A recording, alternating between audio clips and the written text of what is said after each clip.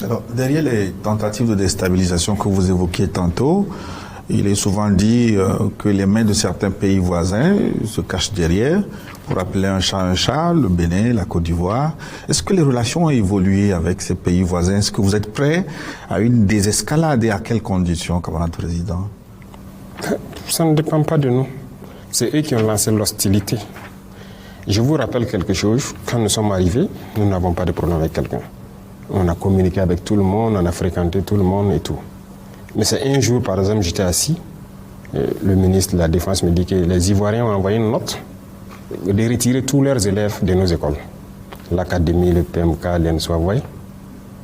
Mais j'ai dit, mais il y a quoi? Et puis ils retirent tous leurs élèves officiers et sous-officiers et tout.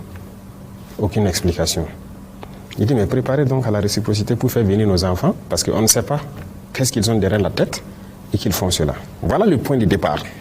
Le premier acte posé par les Ivoiriens.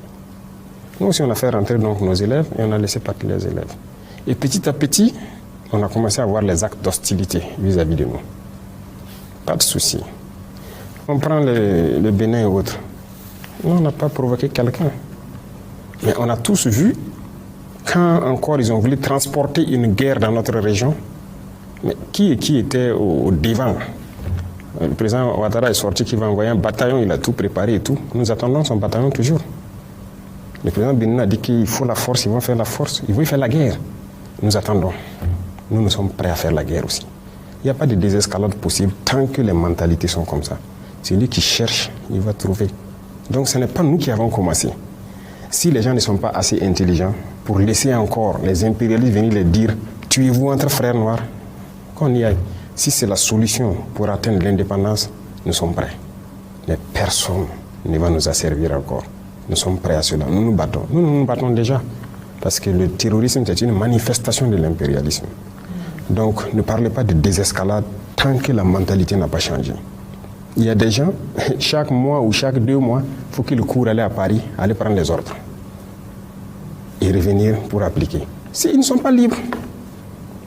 Ils ne sont pas libres. Nous, par contre, personne ne nous dicte ce qu'on doit faire.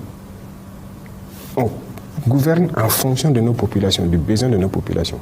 Nos populations ont besoin d'eau, on fait tout pour donner l'eau. Ils ont besoin d'avoir l'autosuffisance de manger à leur faim, on fait tout pour cela. Ils ont besoin de sécurité, on se bat pour les donner la sécurité. Ils ont besoin de routes, de développement, c'est ce qu'on se bat pour faire. Mais nous ne partons pas chez quelqu'un, aller prendre des ordres, il faut donner le marché de route à telle entreprise, donne tel truc à telle entreprise ou quoi. Ce sont des esclaves en fait.